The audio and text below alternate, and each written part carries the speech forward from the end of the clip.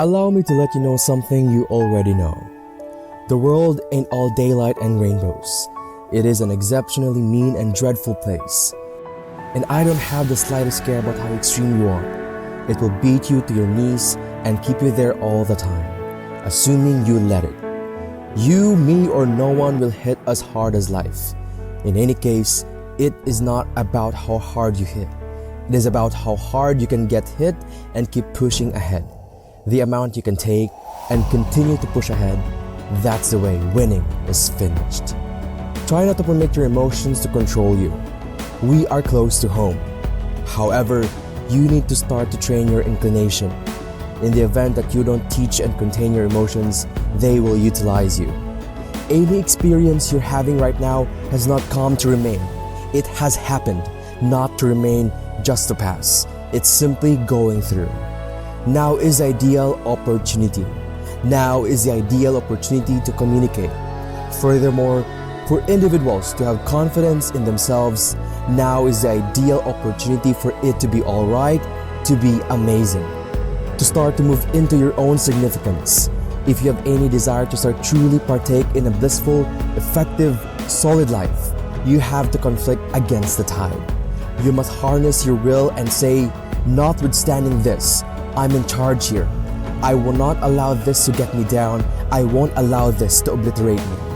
I'm coming back, and I'll be stronger and better because of it. You have got to make a declaration. This is what you stand for. You're standing up for your dreams. You're standing up for your peace of mind. You're standing up for your health. You want it, and you're going to go all out to have it. It is not going to be easy. When you want to change, it is not easy.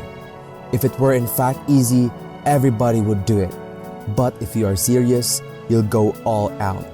But like I always say, life is 10% what happens to you, it's 90% what you do about it. The first step is to get completely and brutally honest enough to say, I am tired of myself. When you say, I'm sick and tired of being sick and tired, that's a facilitator of change. That's when you're ready to say these words, no more excuses, no more excuses. I believe that self-confidence, self-discipline is the definition of self-love.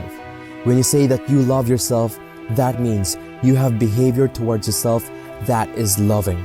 It's like you say to yourself, hey man, look, I know you want to eat that pizza and it'll be really good, but I love you too much to let you eat that. And I think the word discipline has gotten a bad name. We think about it in terms of punishment. I'm not talking about discipline in that way. I'm talking about discipline in the sense that you forego immediate pleasure for the exchange of long-term self-respect. If you find your passion, you're gonna have this tremendous energy. It is sustainable energy, but momentum requires you always do the next thing to keep the momentum going. And the reason you get yourself into a passionate place is so that you change your life. And the only thing that changes your life is making a decision. So while you're in this passionate state, that's where you make decisions. A decision is the first step. A decision is like a war. I gotta do this or that, alright? I'm gonna make myself do this. But commitment is when you nail it after you have decided. You commit to do this for the long term, whether it's hard or easy. It doesn't matter. You are doing this. It takes it from this moment and it carries it into the future, even when things are difficult. The only way the commitment and the energy and momentum continue as if you continue to immediately have a massive action. It is the cure-all. If you're having a difficult time with something, your relationship isn't where you want it to be. Your finances are not where you want it to be. Your body's not where you want it to be. Your business is not where you want it to be. You need to take a massive action. And if that doesn't work, try something else. And keep going with massive action. And you'll find a way because it will give you momentum. I don't want to be an icon. I want to be an idea, I want to represent an idea. I want to represent possibilities. I want to represent magic, right? You're in a universe and 2 plus 2 equals 4. 2 plus 2 only equals 4 if you accept that 2 plus 2 equals 4. 2 plus 2 is going to be what I want it to be. There's a redemptive power that making a choice has. Rather than feeling like you're at the effect of all the things that are happening, make a choice, right? You just decide what it's going to be, who you are going to be, how you're going to do it.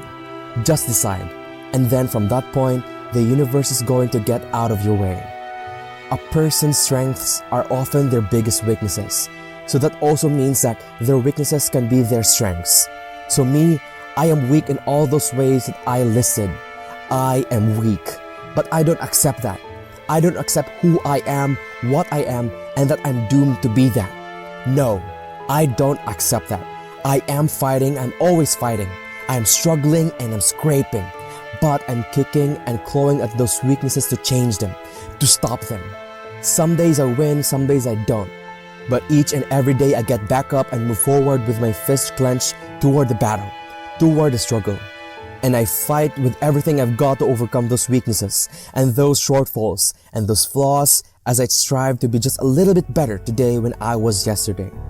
The only thing that I can see, and you can never really look at yourself, the only thing that I see that is distinctly different about me is I'm not afraid to die on a treadmill. I will not be overworked, right? Period.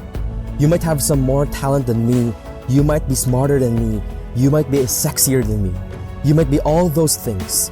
You got it on me in 9 categories. But if we get on the treadmill, right? There's 2 things.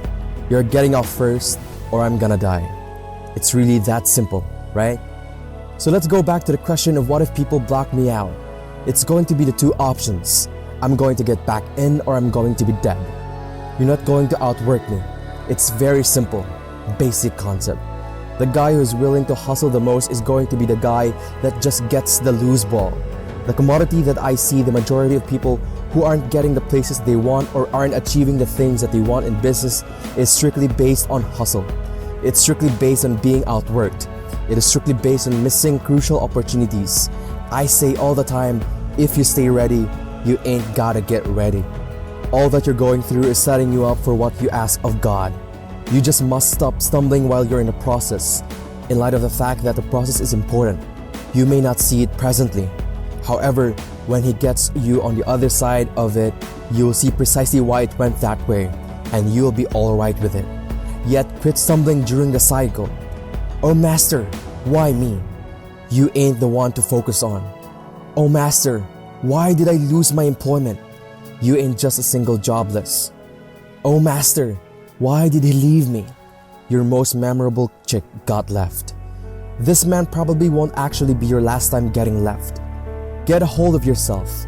Also, and quit stumbling because you are in the process. God is handling you. He ain't through with you. If He has through with you, you wouldn't get up toward the beginning of the day. He is going to fix it. It is a basic cycle. The main explanation I'm letting you know this is because this is the manner by which I made it.